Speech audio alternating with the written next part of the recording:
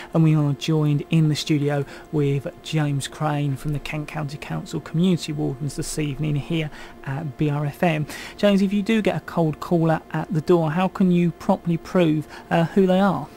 Right, yeah, every bona fide caller who comes to your door will have an identity card, but be aware that bogus callers may also have provided themselves with some form of card. You should inspect the card closely, even if it's attached to the caller's clothing, and insist on holding the card to check these details. A few things to check from it. Does it have a company name and logo, and is it as you expect to see it? I.e., is the image of the person distorted? Is the company name smeared? Is there a hologram on it, etc., etc. On the business cards, do they have a company telephone number? And make sure it's not a mobile number, i.e. if it begins with 07 something, but it begins with either 01 or 02. If in doubt, take the card, close the door and ring the number. I mean, with the business cards, so speaking with Daniel earlier, my business cards I've got do have my mobile number on them, but at the same time they have got my area office on them. So don't be afraid to try one, if not both the numbers, and I would stress, try both the numbers, especially the landline number. The caller's name, this should also be displayed on the card, and ask the caller for their name. A bogus caller might use a false name, and they could have forgotten which one they're using that day, and so therefore it will not match up with the card. And also, does the card bear the caller's signature? If you're in doubt of that, ask them to sign the name on a piece of paper you provide, and check the likeness against that on the card. Again, if they are a bogus caller, they might be using false identities, and therefore their signatures might not match. And finally, if you're still in doubt, refuse the caller admittance and close the door. Then ring the police, a neighbour, a friend, or even your community warden and alert them as to what has happened. Keep these telephone numbers of these people handy by the phone, and do not be afraid of making the call.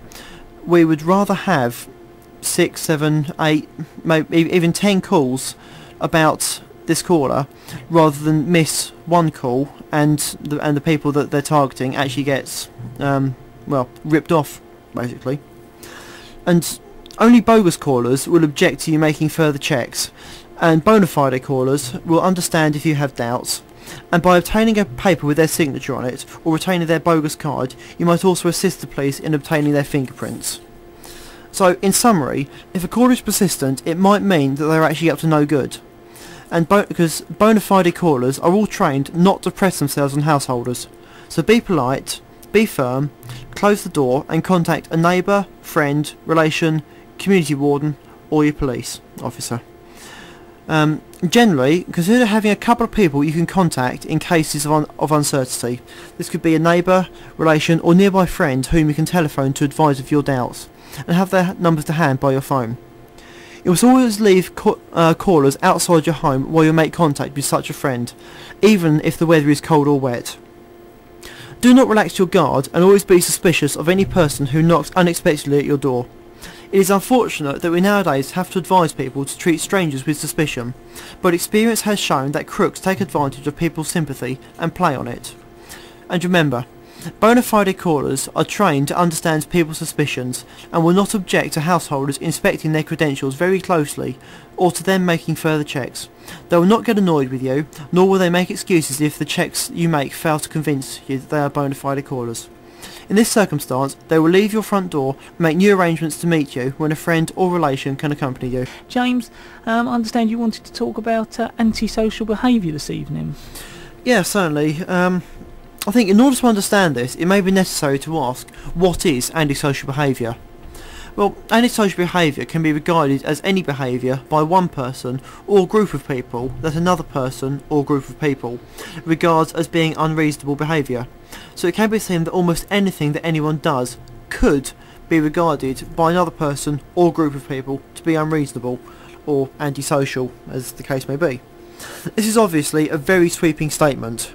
After all, any behaviour might thus be claimed to be unreasonable by anyone else, so a large portion of common sense needs to be added into the argument. In deciding whether behaviour is antisocial or not, all the facts of the situation need to be considered. For instance, a large group of people noisily playing football on a field at 3 o'clock would be a different prospect, from even 2 or 3 people kicking a ball about in the street at 10, 11 o'clock at night. The acid test is what would a reasonable person deem to be appropriate behaviour. Lots of tests in British law look at things from the viewpoint of a reasonable person, and in this regard the test of what is antisocial behaviour is no different. By getting all the facts of any situation together and then deciding what a reasonable person would think was appropriate behaviour, you can also work out what that same person would regard as inappropriate, or to use another word, antisocial behaviour. And a large part of community wardens' work is judging and advising on acts of antisocial behaviour. James, what are all those useful contact details for our listeners? Yeah, certainly will. We've got Kent Police, who are available on Leysdown, so that's 01622 690 690. You've got the local number, which is 01795, that's 477 055, or even in emergency there's 999. You've got Swellborough Council, their call centre is available on 01795 417 850, or there's their antisocial behaviour line, which same code is 417 575, or even if you're got any concerns about neighbours playing loud music, dogs barking too late at night, etc, etc, they have got their out of hours noise nuisance number, which is 07881 817 601.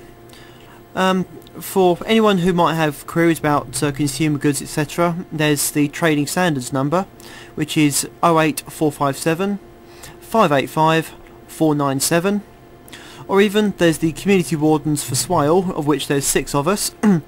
There's myself over in Leysdown and Warden, and my phone number is 07977 981 992.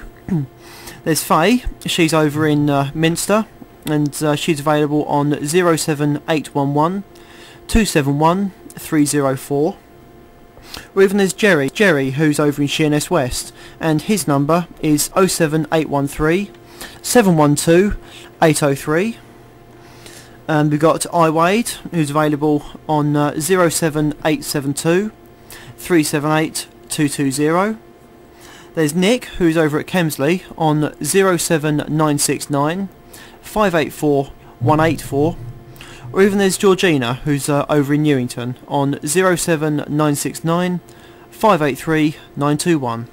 James, I'd like to thank you very much for coming along this evening, and I'm sure we'll see you in a couple of months' time. Yeah, definitely. It's thanks for inviting me back once more, Daniel, and yeah, no doubt we'll speak again in a few weeks. That's James Crane with our regular slot here at the Monday Night Community Show from the Kent County Council Community Wardens this evening.